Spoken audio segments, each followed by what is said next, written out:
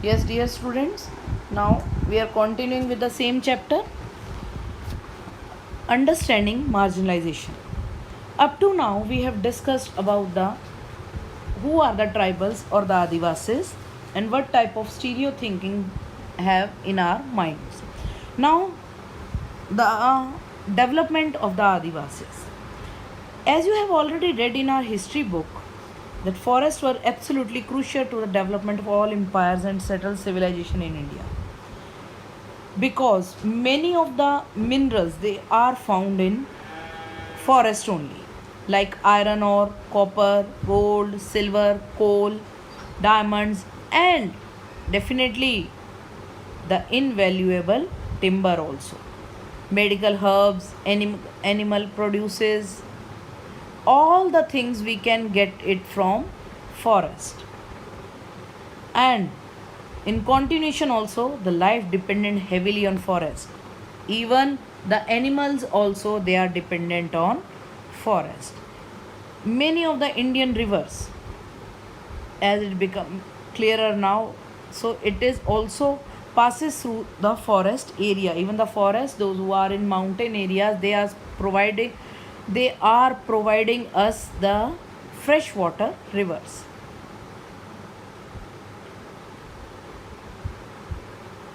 So they are providing us fresh air also, because a large number of trees are there in forest, so they are also providing us fresh air, water, and animal life also, because the animals, they are dependent on forest, and the forest, they are also dependent on animals.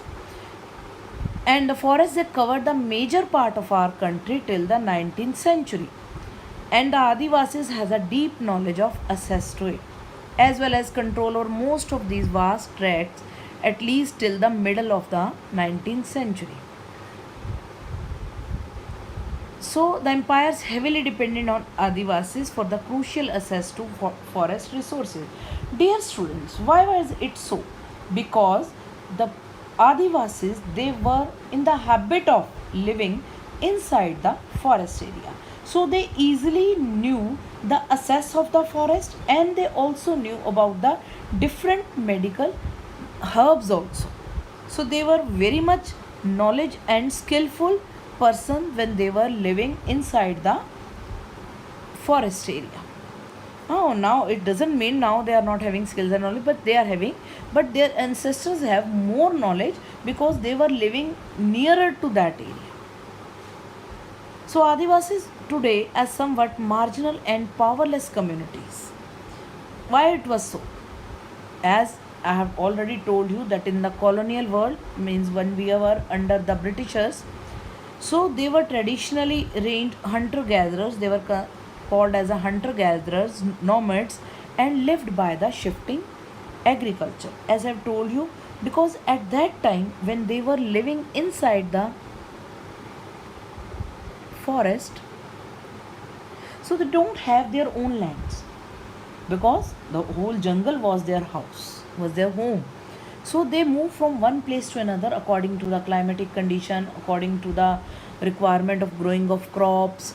So it depends on them only. So they have been increasingly forced, thrown out due to the forest policies and political force also applied by the state and the private industry also, because after the industrialization they need a lot of area, as a for, you can say, the for the minerals and for the industry purpose. So that's why that was happened at that time. And they also to migrate to lives as workers in plantation. So when they were thrown out from the forest, so they asked them to work as the laborers in, maybe in the industry, or also can work in the plantation work, means the agricultural laborers, you can say. And some they work in the construction sites also. And even when they started living outside the forest, so they also work as a laborer, uh, for making of industry, you can say, for the construction sites, and for the domestic workers also. Nowadays we are having maids in our houses, we are having servants in our houses. So such kind of help were also provided by the tribal people. So at that time, now they were having no direct access to the forest territories, means they were totally banned to put any of the forest area under that Adivasi group.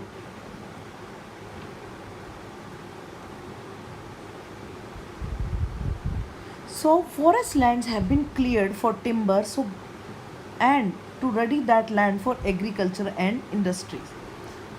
Adivasis, they also lived in that areas, those who were rich in minerals and other natural resources. And definitely those the areas which are rich of minerals, that were taken over for mining and other industrial projects. The land is taken away forcefully and procedures are not followed. According to the official figures, more than 50% of persons they displaced due to mines and mining projects. Yes, my dear, for students, 50% of person displaced. Look, a large number of persons they were displaced from their areas and they were thrown out without any houses, without any land portion, and without their own things with them, means they totally they were ruined and they lost their livelihood. And in some areas, Adivasis shows that 79% of the persons displaced from the states of Andhra Pradesh. Now we are talking about the different states also. And in the northeast, their lands remain highly militarized and war torn. India has 54 national parks and wildlife sanctuaries, 372, during covering 1,09,652 square kilometers. Yes, my dear students, it was another reason, because when the government put some efforts to protect the wildlife, so they turned that forest area into wildlife sanctuaries. And for that purpose also, the tribals were displaced from their places. So losing their lands and access to the forest means tribal lose their main source of livelihood and forest, and lost access to their traditional homelands. Yes, my dear students, I know that the forest, it was not their permanent houses, but still they were living there. The tribals or the Adivasis group, they were living there from the past many of the years. So they become homeless because they have been migrated to cities and in search of work, where they are employed on a very less wages as the agricultural laborers or the local industries or at building or construction sites, means no permanent work was provided to them. They have themselves started doing work where they have get the uh, wages to work, because they have to fulfill their basic needs also. So means the government has done nothing in this regard to provide the basic necessities to the Adivasis. So they also move in the same cycle of poverty and deprivation. 45% of the tribal groups in rural areas and 35% in urban areas live below the poverty line. Why it was so? Again, because the no proper amount was given to them and no proper uh, work was provided to them. And the result of all this, the many of the tribal children they become malnourished. Here, the student, what does malnourished means? Means those who are not getting proper or the nutritious food. So some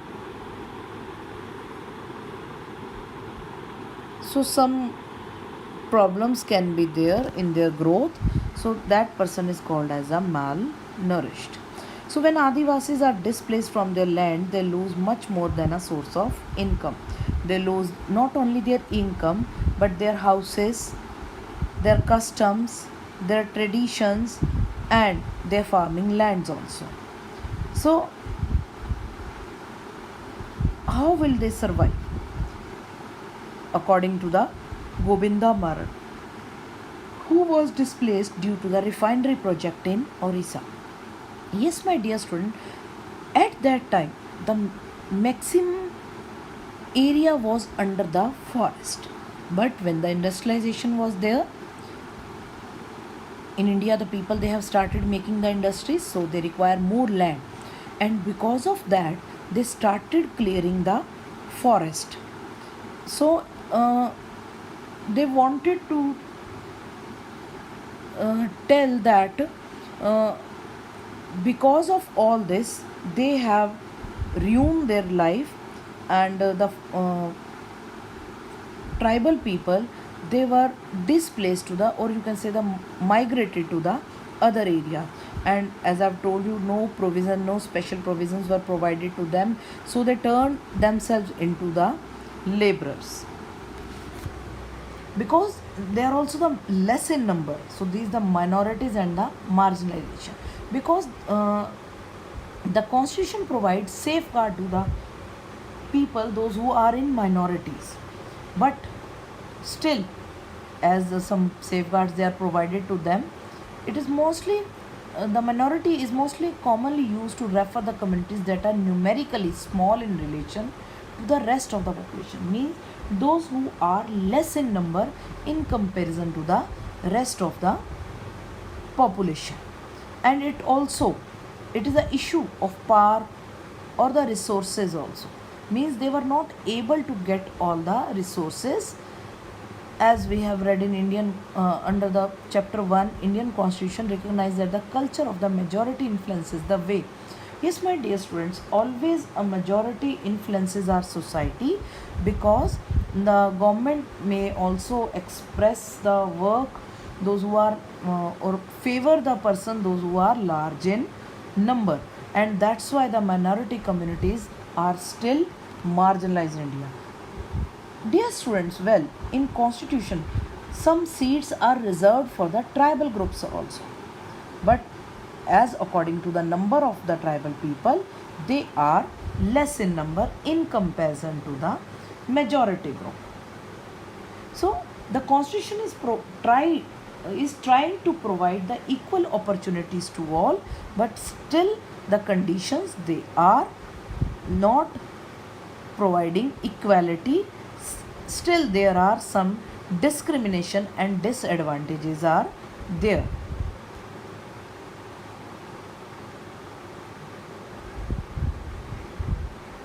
So that's why the minority people they feel insecure about their lives,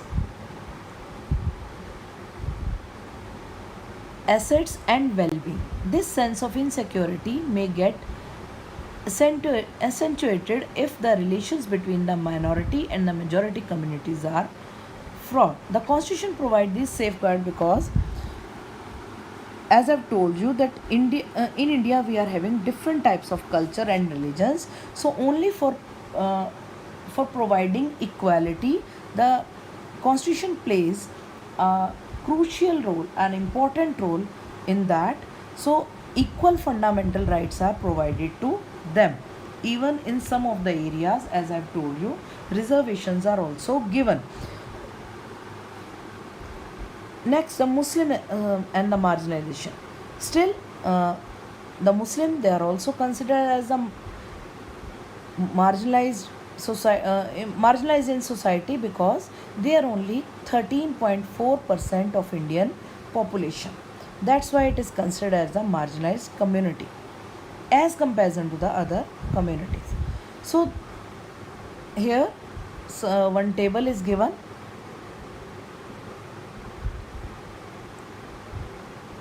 The basic necessities. This percent Muslim live in kacha houses and Hindus. There is a comparison between the kacha houses, those people are living in kacha houses, and electricities, means the access to the electricity and the water. The water is provided to their houses. So if you look into that, everywhere the Muslim, here the more Muslims are living in kacha houses. Here there less Muslims are getting electricity. Here also less Muslims families are getting piped water in their houses. So these tables tell us about the socio-economic status of the Muslim community. Means if we talk about the Hindu and Muslim, Hinduism and the Muslim, these are the two main religions of India. If I am talking about the number, so still the Muslim, they were considered as the marginalized community in India. So some more tables are given here. Which religious group has the lowest literacy rate? So easily you can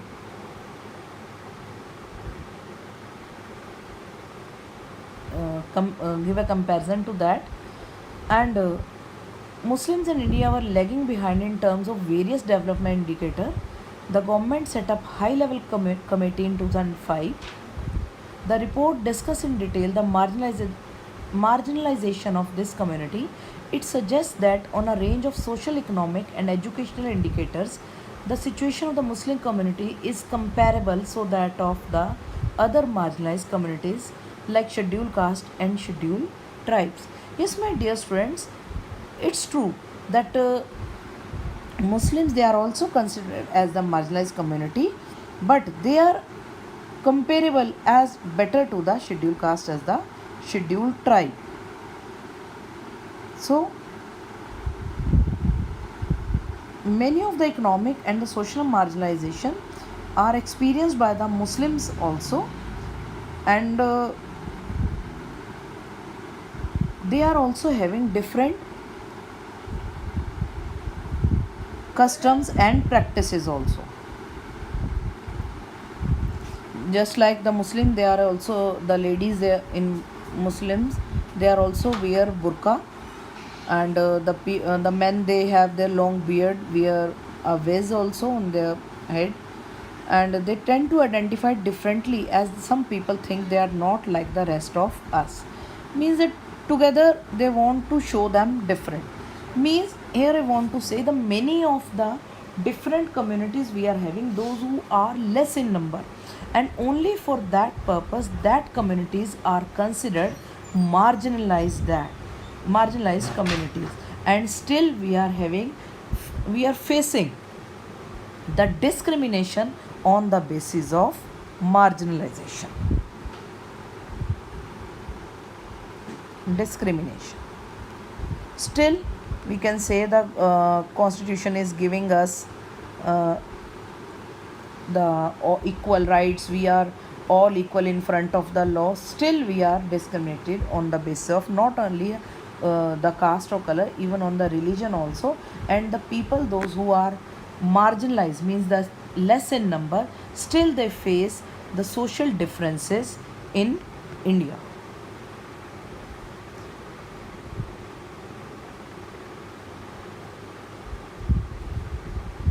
So we try to understand that what it means to be marginalized community. We try to look through our experiences when we just studied about the marginalized communities. So maybe these are the different reasons each of these community being marginalized due to some color, or you can say the different practices. But if we are talking about the marginalization is linked to the experiencing disadvantage, prejudice, stereotype thinking, and powerlessness. When India, there are several more marginalized communities like Dalits, scheduled caste, scheduled tribe, Muslims.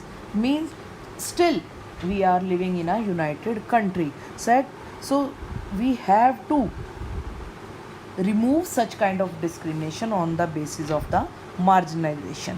And those who are less in number, it's the government responsibility to provide them equal opportunities in every sphere of life, so that marginalized communities also came forward and